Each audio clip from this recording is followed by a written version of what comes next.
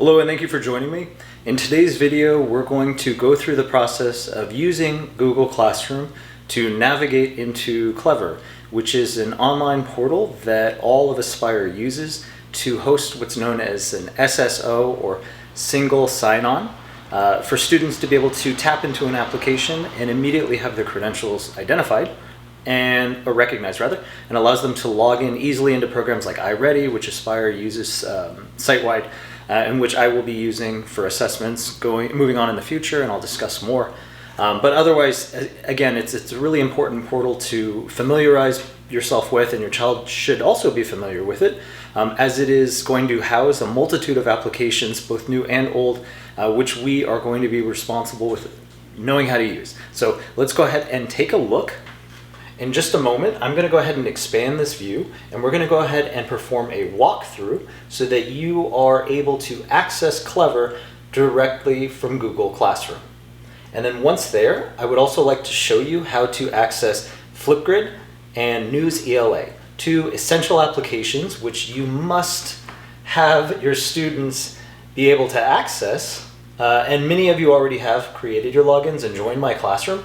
If they haven't, I encourage parents to do so now. That way we're not having to solve technical troubles while in class. This can be done prior to make our learning experience more conducive to learning while in class. So again, we're going to go ahead and access Google Classroom, make our way into Clever. From there, we're going to go ahead and launch into FlipGrid, and I'm going to give you a quick summary as to what it is and what's expected there. And also News ELA, which is a it's a reading-based platform that we're going to be using for ELA. All right, let's get started.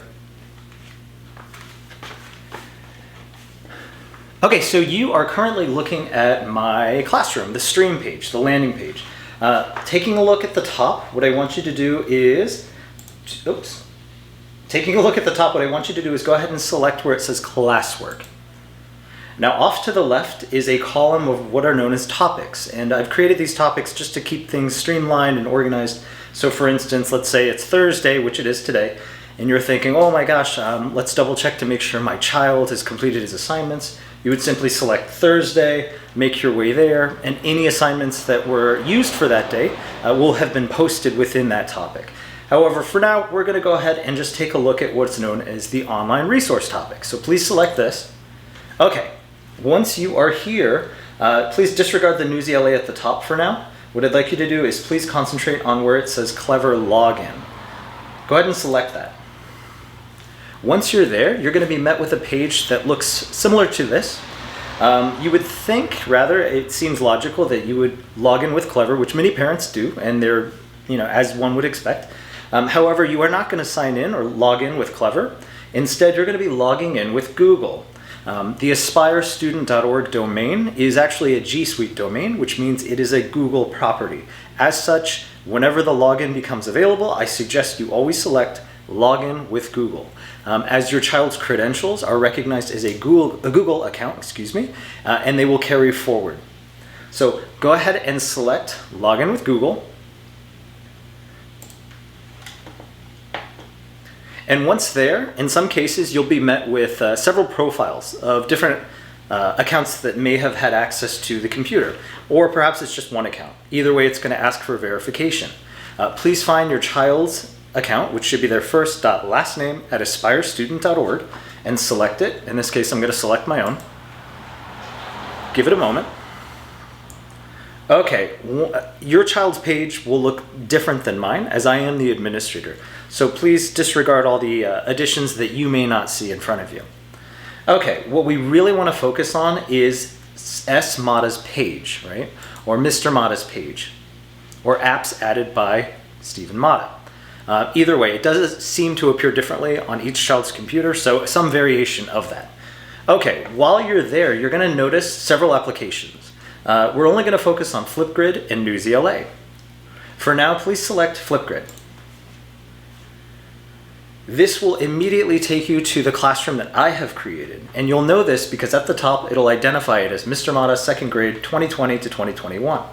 There are 3 topics, one of which, since today is Thursday the 13th, we're going to go ahead and focus on this, but I'm not going to select it for now. Instead, let's go ahead and take a look at what you would see when you were to click, or if you were to click on Thursday the 13th. But I see that there are students there, and to protect their privacy, I'm going to go ahead and look at a blank FlipGrid.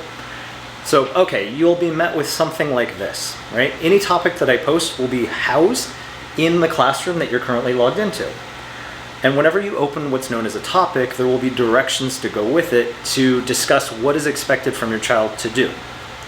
In this case, where it says Friday's journal, the 14th, which is what we will do tomorrow, which is the 14th, as today is the 13th upon filming, is they're going to take their time to read today's journal entry aloud while on camera.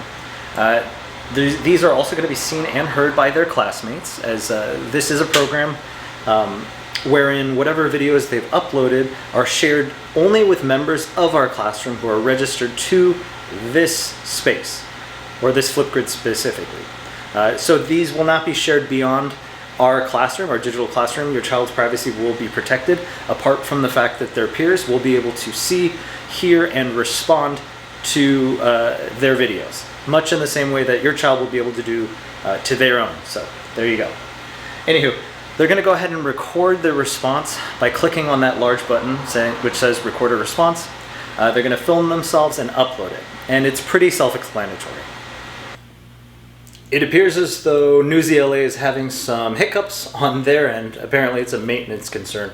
And so I will have to generate a follow-up video to show you how your child will log into Newsy LA and a bit of what it looks like to help you navigate it as well, so that when assignments are posted and articles are expected to be read, you will more easily be able to find those, as well as your child, hopefully, where they become more independent in doing so, requiring less parent intervention. Because the goal of these videos and our time online together is to gain as much independence as possible.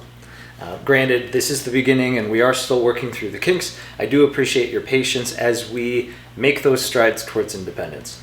For now, I thank you for watching, and I will definitely post a follow-up video regarding Newsy LA. All right, thanks. Have a good day.